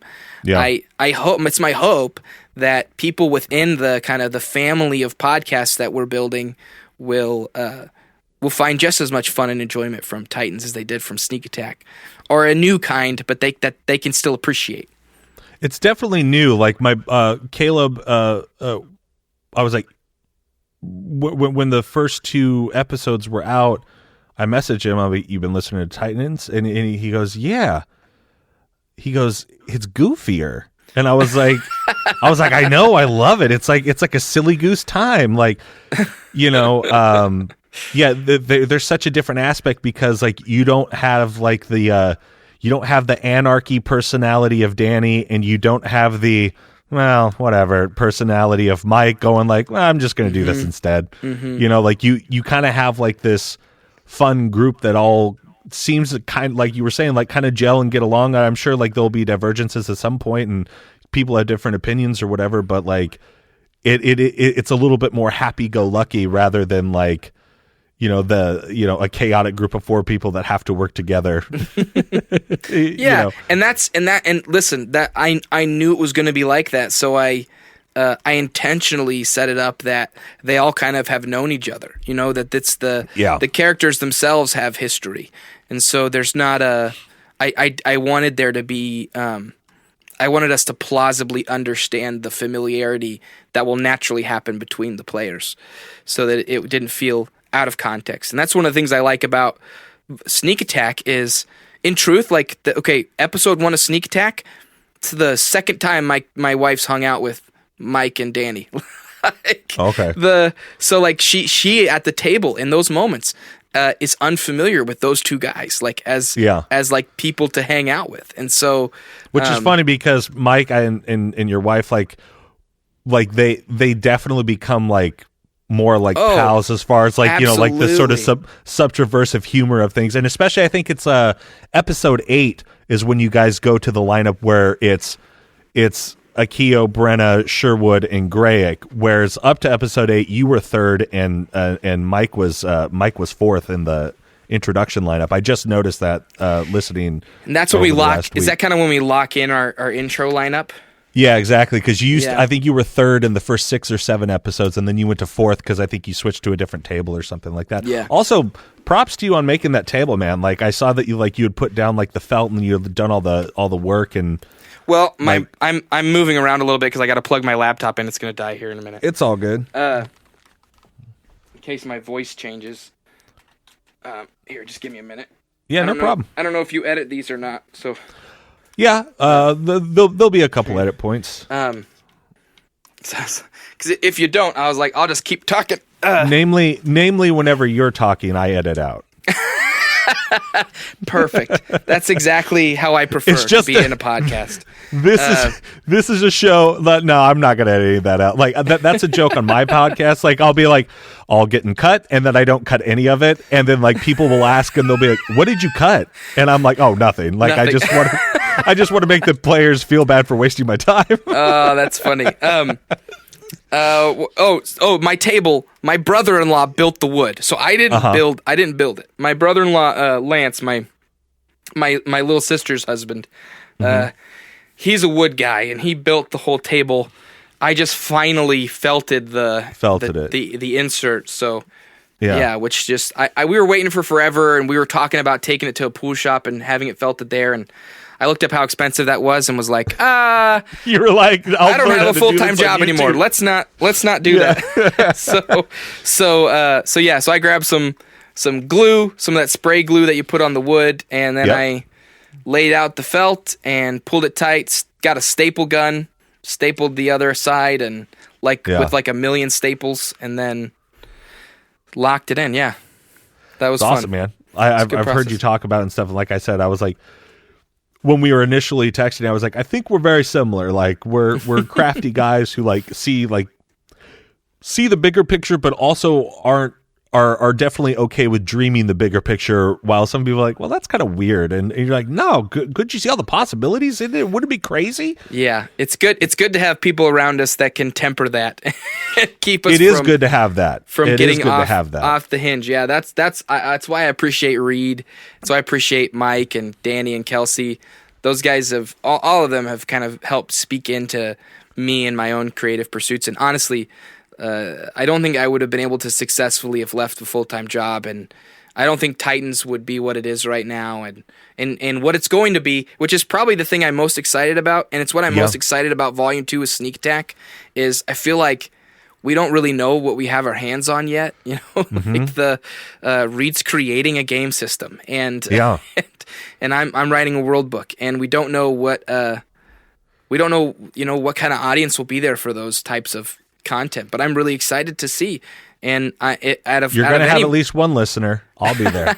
Thanks, man. I'm super stoked, man. Like I think it's super cool that you're doing that. Just like, you know, in my season, like I said, there was time travel, and all of my players went like, oh wait, because I hit them with it once, and then I hit them with it again in a different way, and they were like, one of my guys was just like, you were insanely brave to tackle this because you were messing with timelines and doing so. I was like, time travel similar to you. It's like, I edit the episodes. I know what's going on. Like, I don't have to take notes. Like, I know what's going on because I edit the episodes. And like, the only time I can actually enjoy and like I listen to it and take notes is when it's out on iTunes. I download it that day, and then I listen to it and I take notes. And I go, okay, so this is everything that happened. So it's like I can kind of know and bring it back. And then with season 3, it's going to be a lot of callbacks. And then it's going to be like, how does this time travel thing affect things? And it's what you're saying with Titans and also with Sneak Attack. Like, I'm excited just for them to like have to deal with all of this craziness that I know that I have for them. And it's like, you know, all of these secrets, and you can't wait to see their reactions. Like when you drop a bomb on them, you know? Yeah.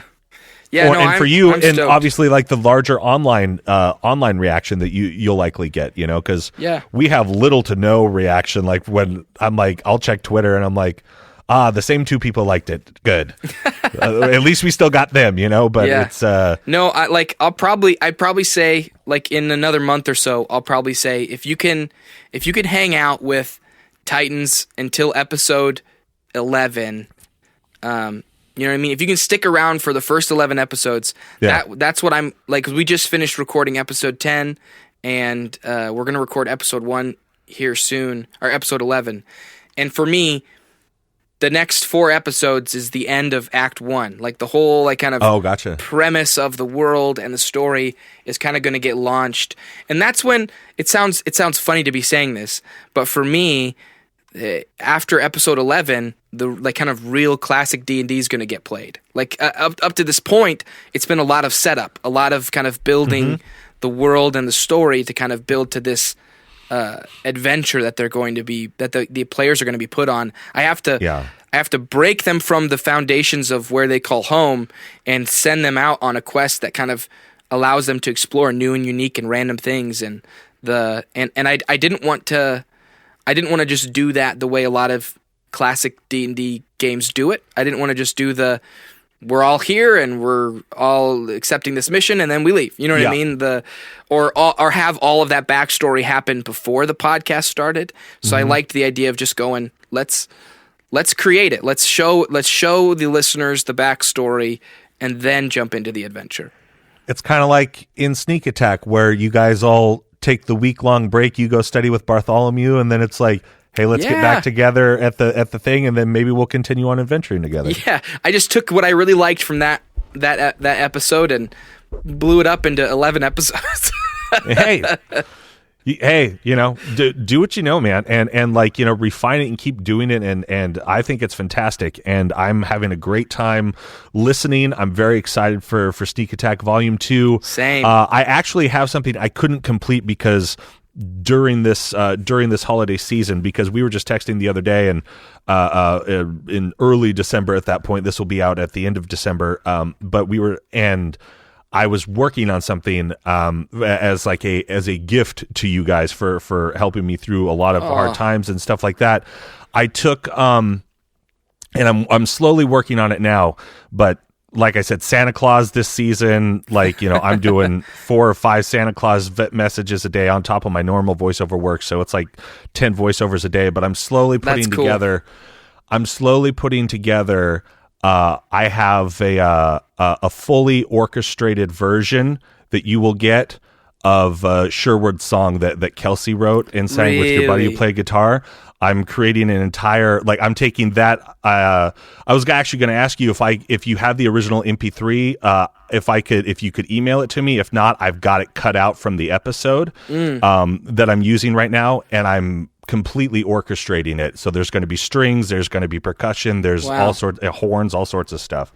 Yeah, I can get you the MP3. I could also get you the a chord sheet if you need it. Like the guy who wrote it has shared that before. Yeah.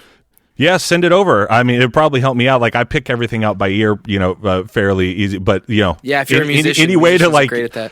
That's not my forte. But yeah, any sort of advice for people out there as far as creating a podcast or anything like Patreon wise, because what we're something I want to launch in doing is we're starting to create theme songs for all of our characters, and we're doing one for our pirate wizard right now that's this 5-minute theme song that's sort of like Coheed and Cambria-esque, but also very Pirates of the Caribbean, but it's like a band but also with orchestra. It's and that's something we're going to start offering to the patrons, where it's we'll create theme songs for all of these things, as far as business wise, as far as helping your podcast or your Patreon or anything that you've learned that might help as we're wrapping up here for new people. Yeah. So for new people that want to pursue creative business, I mean, here's the deal. I think how to say this. The people who are successful in those pursuits are often successful because they're driven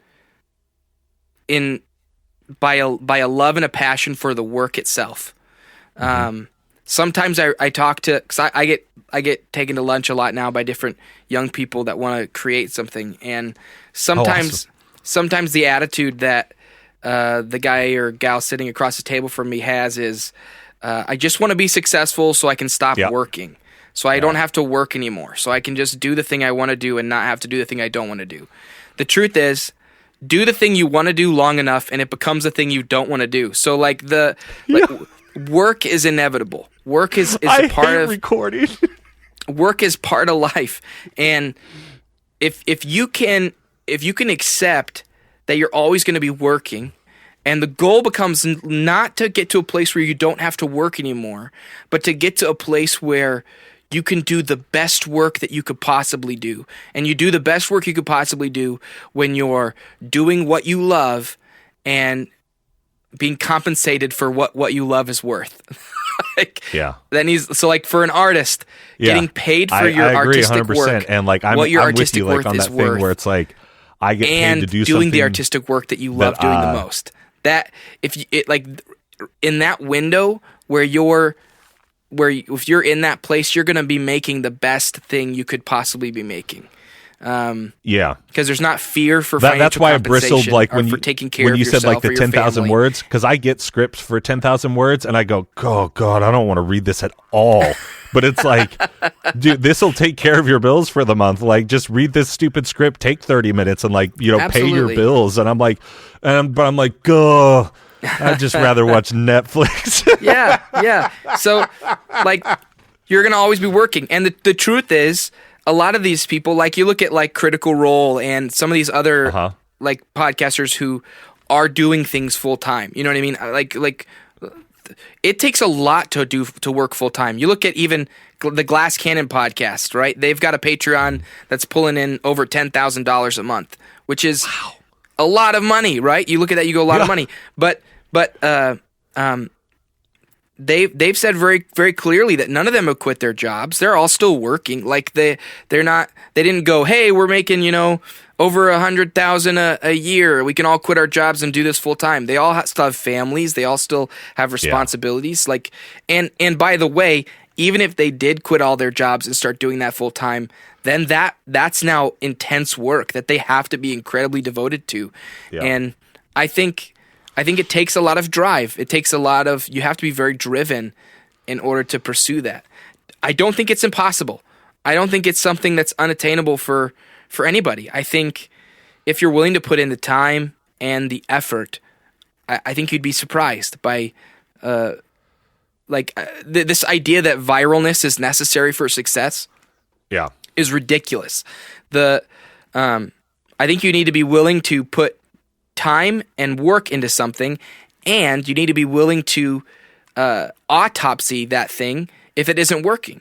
And so you need to be able to give things a fair shake, put your best foot forward, and if you don't find that it's working, assess why it isn't working and do a clinical autopsy of your work and go, could it be because of A, B, C, or D? And maybe that means you need to try something else. But yeah, the idea of just doing whatever you think is going to be viral is a terrible idea. And if you do become viral doing said thing and it ends up being something you hate, you're going to hate it. You're going to hate all that success. So do what you love and put your best foot forward with it. Be willing to critique and get better. And yeah, I think, and give it 10 years. Yeah.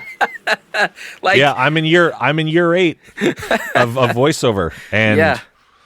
It's also now a point where I'm at where I'm like, okay, I have we'll say the basics down of it. I'm making consistently X amount of dollars. Now it's like time for me to level up and get up to the place where my mentor is at, and he makes like $350,000 a year sitting in his basement in Chicago. Like, right on. So like I need to get to that point. You know what I mean? So that's where I'm at. And I'm in year 8 of video production work, and so I meet tons of college graduates who got a media degree, but they can't get work. And it's like, I never went to college, but I apprenticed with a videographer in 2010, and I taught myself how to edit and how to do video, and I worked under the right people, and I interned at a place for half a year without getting paid. And and now I was able to quit my full-time job and do contract video work. Like that's And a lot of people would say that's the dream. It's like they don't really care to create their own content, but doing video work under your own name as a contractor is great. And so but for me, as a driven person, I'm not going to stop. There's nothing in me that says, all right, here's the mountaintop and I'm finished. It's always the next thing. And so, it's like, you and I are very similar. It's like if you get an idea, it's like if I don't somehow get this out, even if it's just on paper, like I'm gonna go insane. Like this whatever this weird stupid idea is, it has to be on paper or on video. Even if I never release it, I have to get it out of my brain. Yeah. And like I said, in the last 10 months, I've started and tried about 3 different creative pursuits, and within 2 months, Titans has accomplished more than anything I tried in the last 10 months. So That's awesome. For me, it's like I have a very clear next step, but I was willing to try something, put my best foot forward, and autopsy it. And a lot of times I autopsied something and decided, yep, this is completely dead and needs to die. Yeah. Exactly. Which is hard, but yeah.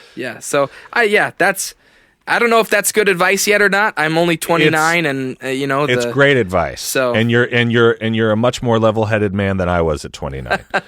Well, dude, thank you so much. I've really appreciated being on here, and it's been great getting to talk to you. We ought to just chat sometime, just to absolutely feel free. Yeah, you've got my number. Yeah, we can chat. We're both men of leisure, sitting at home in our sweatpants. Oh my gosh, the amount of times that someone talks to me like I don't have a job is hilarious, and if it keeps up for another year, I'm gonna get angry. Josh, he doesn't work anymore. He just yeah. Like I'll see people around town, like if I go out or whatever, and they're like, "Dude, why are you in sweatpants and a sweatshirt?" I'm like, because my life is awesome. That's why. What are you on your lunch break suit? Get out of my face. Well, Josh, thank you very much. This has been. I appreciate you. We said 60 minutes. We did 120, and everybody, if you haven't checked out Titans of Altera yet, do so. If you haven't checked out Sneak Attack yet, what are you doing? Do it, and get caught up on 152 episodes before Volume 2 launches at the end of January 25th, I believe. Yeah. But I'll say this, you don't got to catch up on any episodes to enjoy Volume 2. Volume 2 is going to be its own story, so... But only if you want to catch up on the friendship. If you want to catch up on the people, yeah. Yeah. Yep. So on our show, how we sign off every single week is grab your swords and keep on adventuring. I was wondering if Greg would bless us with signing this week's episode off. Hey, I got to get in the voice. Name's Greg. The name's Greg. Greg Stronghammer. All right. What's it again? Grab your swords and keep on adventuring. Grab your swords and keep on adventuring. Wonderful. Thank you all very much for listening. All right. Follow us across all platforms with Chaotic Amateurs. Please subscribe, rate, and review our show on your podcast app of choice to help us climb the charts and find new adventurers. Or become a patron on Patreon to help our heroes continue their quest. Thank you for listening to Chaotic Amateurs.